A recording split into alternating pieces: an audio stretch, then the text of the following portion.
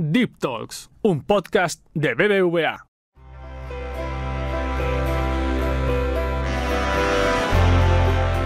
¿Qué tienen en común Marc Gasol, Manuela Carmena, Esti Quesada, Juan Carlos Unzué, Manuel Javois, Carolina Iglesias o Carlos Alsina? Al menos que sepamos que han sido entrevistados, o mejor dicho, que han tenido una charla honesta, abierta y sin límites con Alex Fidalgo, uno de los podcasters más destacados en habla hispana, que acumula millones de descargas con su programa Lo que tú digas.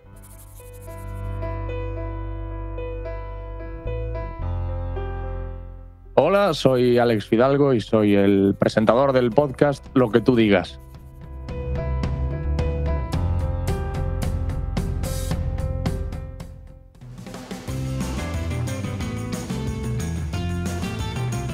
Hola Alex, muchas gracias por estar con nosotros. ¿Crees que el podcast es un bebé, es un niño, es un adulto o es un viejo? El formato. Yo creo que el podcast es un niño ya. Me parece que cuando yo arranqué con Lo que tú digas, allí por 2017, todavía era un bebé. Llevaba varios años siendo un bebé, pero hoy por hoy creo que ya camina erguido, ya está dando sus primeros pasos y que va camino de convertirse pues, en un adulto más pronto que tarde, si todo sigue así. ¿Lo tuyo es vocación con el podcast, con el formato, o fue adaptación? Lo mío es adaptación, la vocación es con la radio. Yo soy hombre de radio. Me enamoré de ese medio cuando apenas tenía 12 años y lo que me llevó al podcasting fue mi voluntad de seguir haciendo radio cuando nadie me daba un sitio en una redacción. Entonces me creé mi propia radio, que realmente era un podcast y que se llama Lo que tú digas. Estudiaste periodismo y sé, porque tú y yo hemos hablado, que tu relación con la profesión no ha sido fácil. ¿Quieres comentar algo a estos estudiantes de periodismo, a estos futuros periodistas al respecto? Cuando nos conocimos tú y yo, Fernando, en esa charla memorable en La Nebrija, yo hice mucho énfasis en que lo que me gustaría que a mí me hubiesen enseñado y lo que yo animaría a que se enseñase ahora en las universidades es la gestión emocional, prepararte para lo que te puedes encontrar el día de mañana en una redacción o en cualquier medio de comunicación. Desgraciadamente es una profesión muy competitiva. Yo creo que es una profesión, la del periodismo, la de los medios, la de la comunicación, en la que hace falta tener un ego importante para salir adelante. Y bueno, creo que el ego, cuando es grande, también es frágil. Es como que va directamente proporcional, ¿no? El tamaño del ego a la fragilidad del mismo. Entonces, considero que es algo en lo que hay que trabajar mucho, en que confiemos en nuestras posibilidades a pesar de lo que nos encontremos por el camino y en que no nos haga dudar cualquiera, en que, como digo, estemos seguros de lo que podemos hacer y que siempre por delante de todo esté el amor propio. Porque, como digo, es una profesión competitiva y en la que es fácil que la gente con la que te encuentres por el camino haga tambalear un poco pues, lo que piensas de ti mismo, lo que piensas de cómo haces tu trabajo. A mí me pasó. Yo, en el momento en el que empecé el podcast, consideraba que no tenía ninguna valía, ningún talento, ninguna capacidad y Lo que tú digas fue como una última oportunidad, como un regalo que me hice y al final precisamente me demostró que sí, que podía, que valía y que todo lo que había vivido antes no tenía que ver con mis capacidades, sino más bien con mis, digamos, habilidades sociales. Y los psicólogos y los expertos en coaching siempre dicen que el daño que te hagan terceras personas es una decisión tuya, ¿no? Tú eres el que tienes que decidir si te dejas hacer daño o no te dejas hacer daño. ¿Tú sufriste ese daño en la redacción? Sí, lo sufrí y a mí me genera mucho conflicto esa, ¿cómo te diría yo? Esa teoría, ¿no? De que nosotros mismos somos los que podemos decidir si algo nos hace daño o no.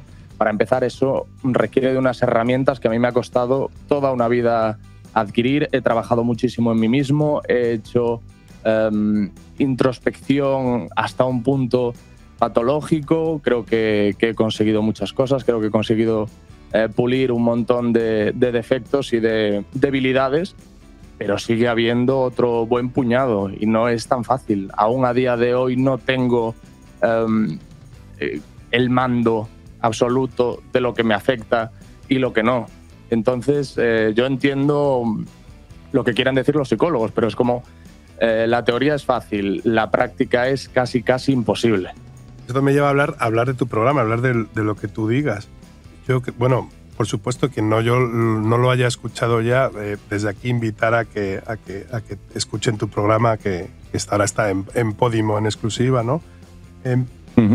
La gente que va a tu programa es sincera, cuenta intimidades, digamos que, o por lo menos como oyente yo veo que se desnudan emocionalmente contigo. ¿Por qué crees que sucede esto? Yo se lo atribuyo a dos factores. Por un lado, el formato, que en 2017 era relativamente disruptivo, que era precisamente esa carencia absoluta de guión y de rumbo. La conversación la construía y la construyo con el protagonista.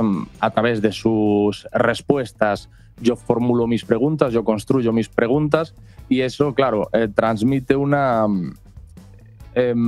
naturalidad y una honestidad que el protagonista recoge y que hace que se comporte como tal. El otro factor al que le atribuyo esa capacidad para hacer que la gente que viene al podcast se desnude está en mi personalidad. Soy una persona muy abierta, muy honesta, que desde un principio no ha tenido reparos en poner sus miserias sobre la mesa ante cualquier persona para tratar de tratarlas también, de compartirlas y de tratarlas y de encontrar respuestas a mis propias preguntas, a las preguntas que yo me hago a mí mismo a través de la gente que se sienta a charlar conmigo. Y eso también te invita a ti a abrirte. Yo siempre digo que si yo quiero que tú te descalces en mi casa, tengo que descalzarme yo primero, tengo que recibirte descalzo o descalzarme. Y eso es lo que procuro hacer, procuro abrirme en canal, y eso pues invita a la gente que viene a hacerlo también. ¿Y qué tiene que tener un invitado para que te interese que vaya a tu programa? Porque yo, por lo menos, alguno se me ha escapado, pero allí no van a hacer promoción. ¿Cómo lo haces? No, la mayoría no viene a hacer promoción. A veces sí que es cierto que aprovechamos que el protagonista en cuestión tiene algo que promocionar, pero luego es de lo que menos se habla en el podcast. Lo que tiene que tener aquí un protagonista es ser honesto, ser abierto, ser auténtico, ser natural y tener cosas que contar. Todos tenemos cosas que contar, pero esto lo digo también porque no solo vienen rostros conocidos a sincerarse y a confesarse, si lo quieres decir así. También vienen expertos, vienen primeros espadas en diversos temas que a mí me despiertan interés, porque he leído un reportaje, porque he leído un libro, porque he visto un documental. Quiero ahondar en ese área que domina el invitado, y eso me lleva a escogerlo también. Es un privilegio, desde luego, precisamente por lo que tú estás diciendo, porque yo elijo quién quiero que esté. No tengo obligación de recibir a nadie a quien a mí no me apetezca conocer más o de quien yo no quiera saber más, y eso es una gozada. Tú, cuando trabajas para un medio, bueno, pues tienes también que regirte un poco por la actualidad, por la influencia de la persona con la que vas a hablar o por una agenda que tenga el medio en el que estás. Y en mi caso todo sale de mí, todas las decisiones las tomo yo con absoluta libertad. Hablabas de recibir en casa, de descalzarse y de exponerse, y te quería preguntar eso. ¿Tú estás cómodo en ese nivel de exposición en el que tú a veces también te entregas en esas conversaciones?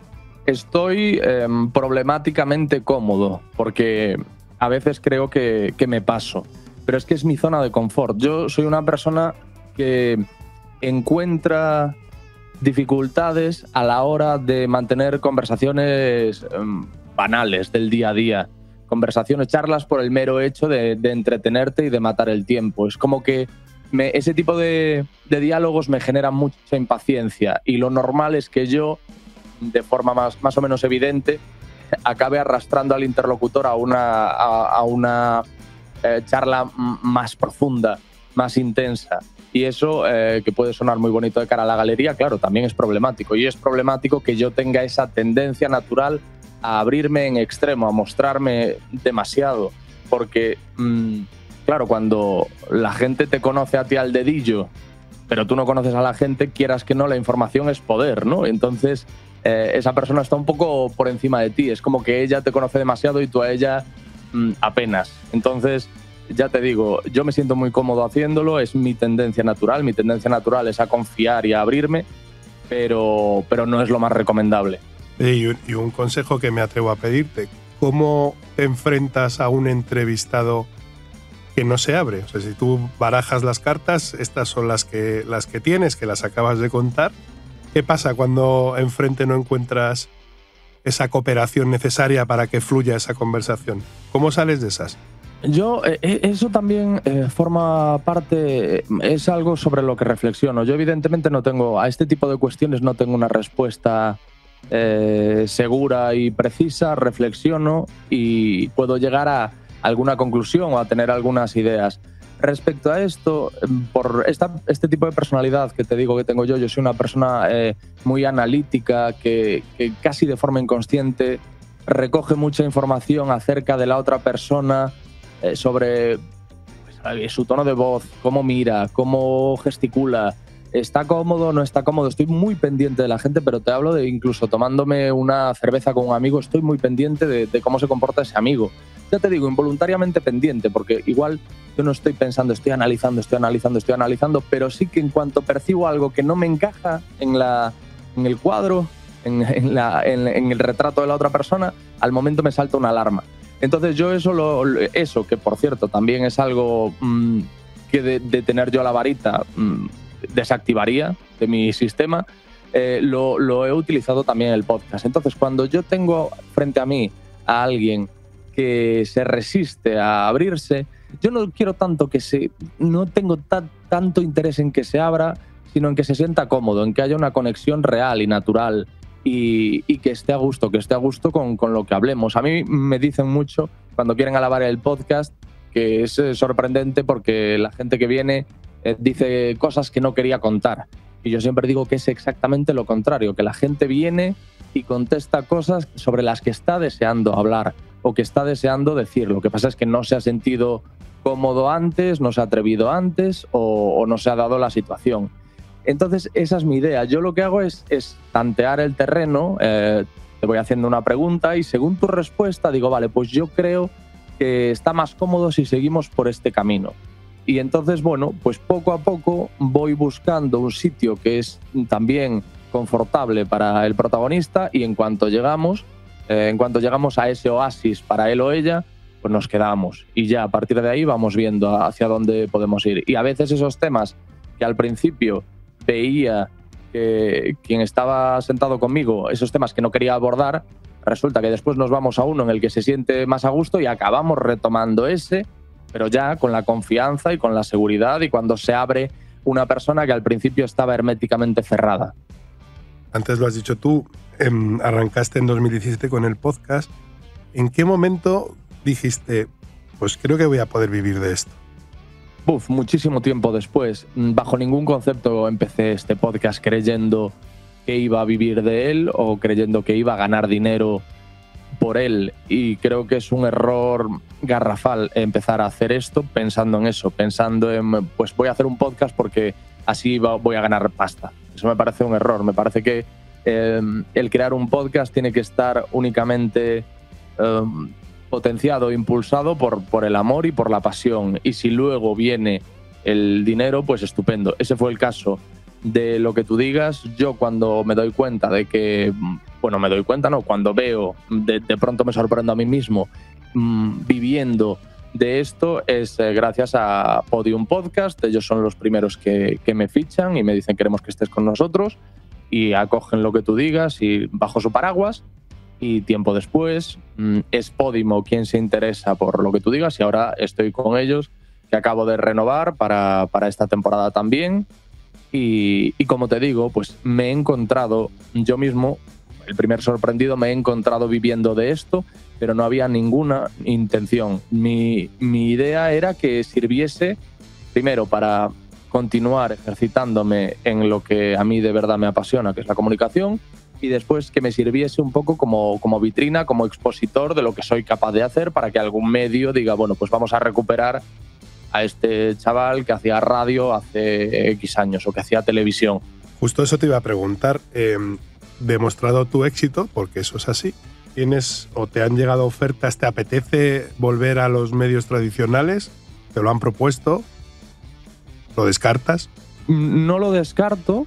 Me apetece, siempre que me permita, compaginarlo con el podcast, y siempre que sea algo que me atraiga, que me llame la atención. Ya no es como antes, ya no veo la televisión o la radio como una forma de vida, como un medio para vivir. Para eso ahora está lo que tú digas. Entonces tendría que ser algo que me atraiga de una forma más lúdica. Evidentemente que esté correctamente remunerado, pero lo haría principalmente por ganas y por placer y por pasión, no pensando en el dinero.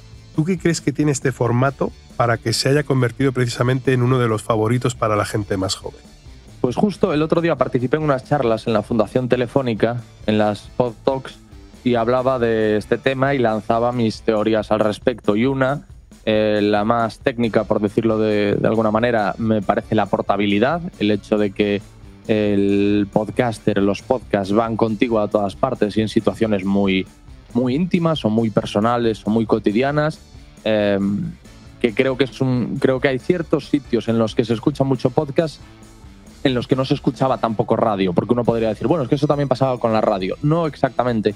Los podcasts, bueno, sí es cierto que se escuchan mucho en el coche, en los viajes, lo que tú digas que es un podcast de conversaciones muy largo, la gente sobre todo lo aprovecha para cuando tiene viajes. Se escucha mucho en el gimnasio, se escucha mucho paseando, pues, cuando sales a pasear, o si tienes mascota cuando la sacas. Es un formato que va contigo en el metro mucho también.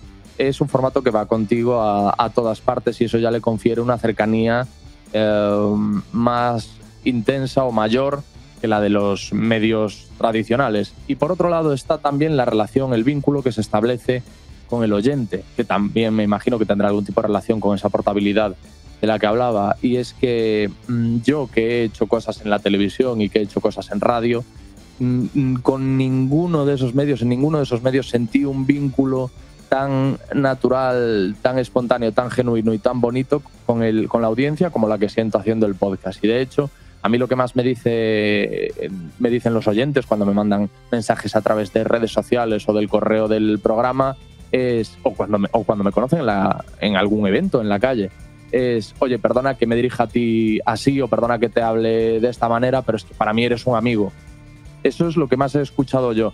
Y es verdad que me hablan como con mucha naturalidad, no con ese respeto con el que se dirigen a las grandes estrellas. No, te hablan pues como si fueses un colega del barrio al que han escuchado mucho y con el que quieren comentar cosas de las que le han oído hablar. Entonces, algo de eso hay. Yo creo que esos son los dos factores, ¿no? El cómo ve el oyente al podcaster y esa omnipresencia también del podcast en las vidas de la audiencia. Esa relación casi personal, la verdad que es muy bonita. Por último, te quería preguntar, Alex, antes lo has dicho un poco, pero ¿te atreves a dar algún consejo a todas las personas que, como tú, se sientan en este momento creativo, necesario, vital, de, oye, te quiero hacer un podcast? ¿Cuál sería el consejo que, si te atreves a darles alguno?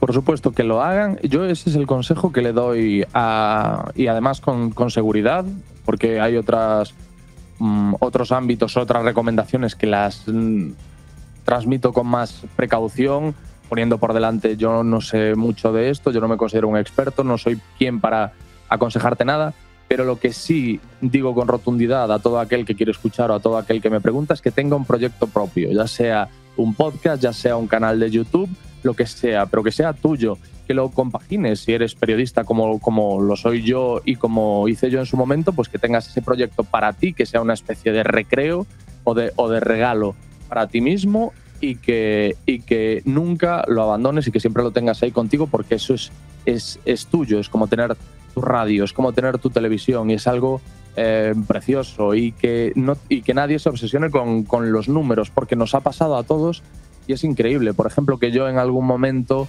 me lamente porque un vídeo de YouTube tenga 2.000 visualizaciones. Yo soy de un pueblo de 1.600 habitantes. Entonces muchas veces, y esto le hace mucha gracia a la gente y lo he contado varias veces en el podcast, yo cuento en corcubiones. Yo digo, joder, me escucha un corcubión y medio, o me escuchan 6 corcubiones o 7 corcubiones. En el podcast me escuchan muchos corcubiones. Y eso es, para mí es increíble. Entonces, sobre todo el consejo es tened vuestro propio proyecto, no os obsesionáis con los números, disfrutad y sobre todo que ese proyecto esté construido sobre los cimientos de la pasión. ¿Qué quiero decir con esto? Hay formatos que se ponen de moda. Lo estuvieron las tertulias de cine y creo muy a mi pesar que ahora uno de los formatos de moda es el que yo hago, que son estas charlas informales. Digo digo muy a mi pesar por mis inseguridades y porque yo quería estar aquí solo en mi solar y estupendo. Pero digo esto de que no se guíen por ahí, pues por lo mismo que decía lo del dinero. Porque al final lo que te va a mantener, lo que te asegura una adherencia, y además los podcasts es un formato que necesita tiempo, que necesita recorrido. Yo llevo 5 años haciendo esto. Entonces, esto solo lo puedes hacer por pasión. Yo si lo hubiese hecho por dinero o si lo hubiese hecho porque el formato estaba de moda cuando yo empecé, yo no seguiría haciendo lo que tú digas, estoy convencido. Yo lo hacía porque es que es algo que necesitaba hacer, es algo que me nació, es algo de lo que he disfrutado, es algo de lo que no empecé a ver ganancias. Yo solo veía pérdidas durante los primeros 3 años, porque hay que tener en cuenta que yo me iba a grabar con la gente. Llegaba el fin de semana después de estar currando de lunes a viernes, haciendo fichas en un programa de televisión, llegaba el viernes y me cogía un avión y me iba a Barcelona para grabar, y todo eso lo pagaba con lo que ganaba en el programa en el que hacía esas fichas. Es decir, para mí todo era pérdidas. Lo que ganaba trabajando lo invertía en el podcast, y además no lo invertía pensando, lo que te decía al principio, no lo invertía pensando voy a gastarme este dinero porque luego ya se me devolverá, ya la vida me lo devolverá, ya ganaré yo. No, lo invertía porque era mi pasión. Como hay gente que pues lo invierte en una bicicleta o en una tabla de surf y en irse a surfear a no sé dónde, yo me iba a hacer este podcast. Entonces, bueno, creo que son 2 buenos consejos, o 3, no sé cuántos he dado. Has dado por lo menos 2 y muy buenos. Yo te voy a dar otro para terminar, es que no dejes de hacer tu programa, porque somos muchos los que lo escuchamos y lo disfrutamos. Alex, muchísimas gracias por estar con nosotros.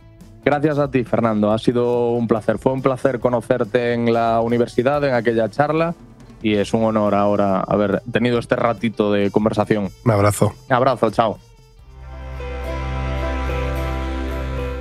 Da gusto hablar con una persona que transmite tanta verdad. Sus entrevistas o conversaciones largas, sin guión, sin ideas preconcebidas, pero con mucha autenticidad, le han convertido en un referente en el mundo de los podcasts. Su mensaje de atrevimiento y de confianza debería ser recogido por todos aquellos que quieran dedicarse a lo que aman. Que nadie te diga que no puedes hacerlo.